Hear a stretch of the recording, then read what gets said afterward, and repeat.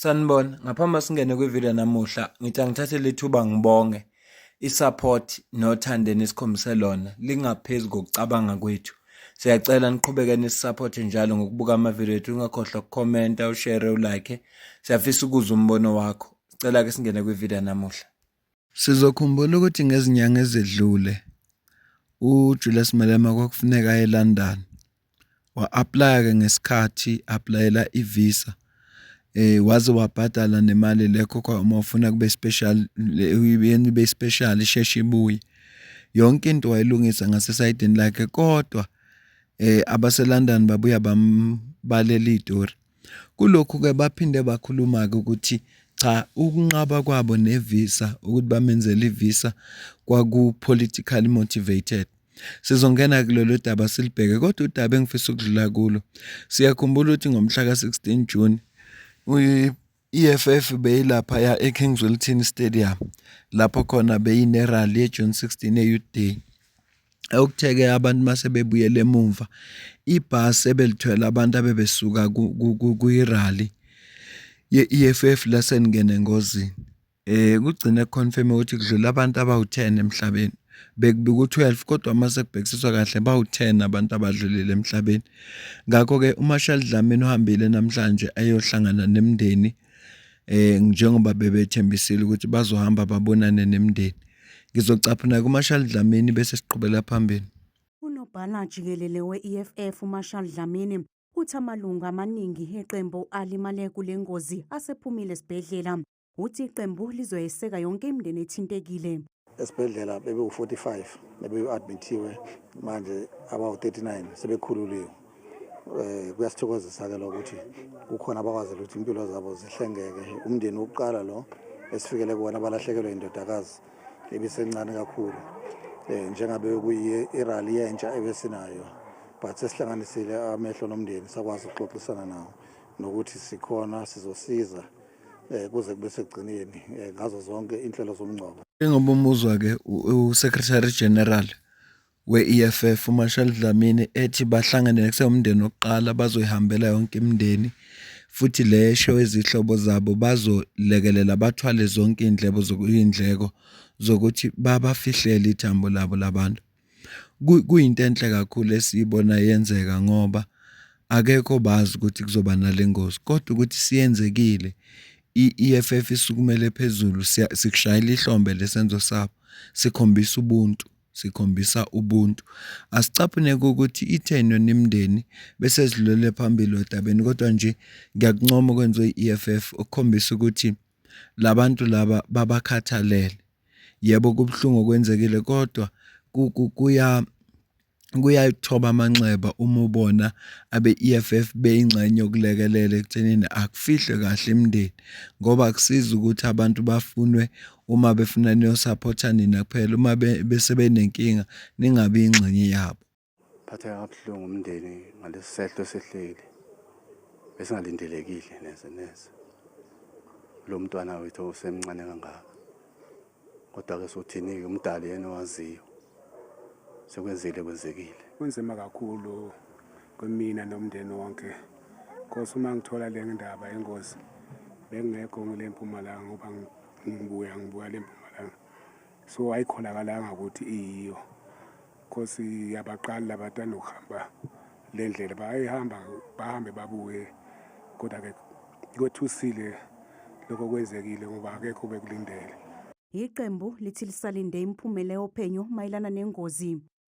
Siyaxhumana ne-department nawo bonke ukuthi sithole ne-report, i-forensic report, ukuthi ngabe yini edalele le ngozi eshaqisa kangaka egcine ithatha imiphefumulo eyishumi.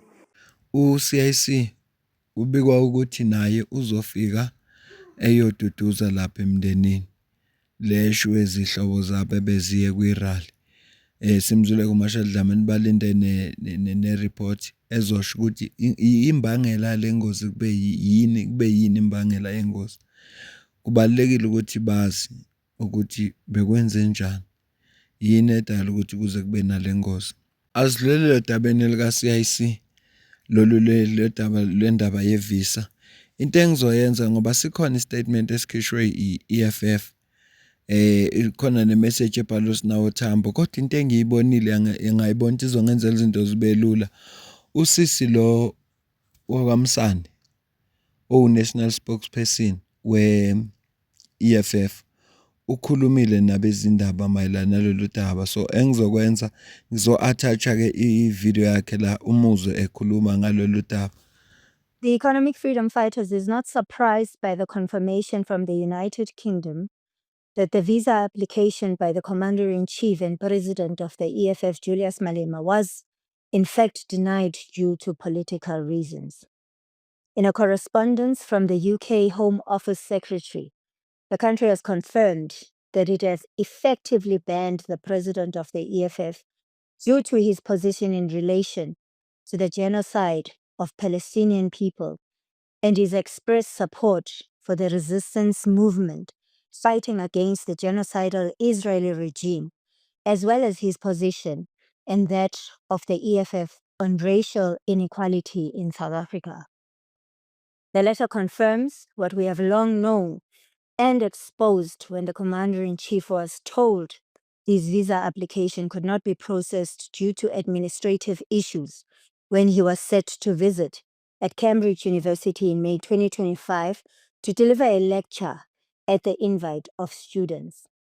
The UK has declared the Commander-in-Chief and President of the EFF an extremist whose presence in the UK would not be conducive for public good.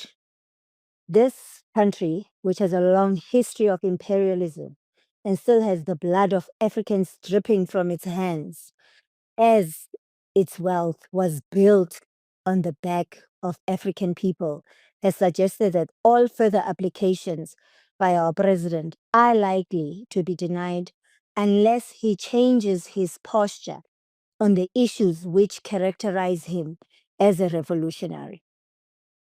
For a nation that preaches its commitment to democracy, the UK has revealed itself as an intolerant bully that seeks to impose its beliefs on the world without challenge, while denying democratically elected leaders of other nations the opportunity to express themselves in their country. The distortion by the UK of the Commander-in-Chief's principled view, the very same Equality Court which the UK Home Office quotes in its letter, found that the CIC has expressed no intention to slaughter white people, and the singing of Kill the Boer, Kill the Farmer cannot be interpreted as a literal call for genocide, but an expression of liberation heritage.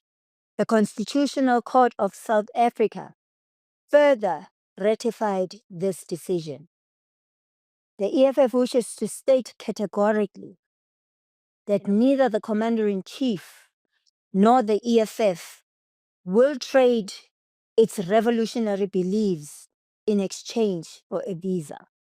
The UK and all its allies can keep their visas, and we will keep our Africa and our commitment to support the oppressed of the world, especially the Palestinian people.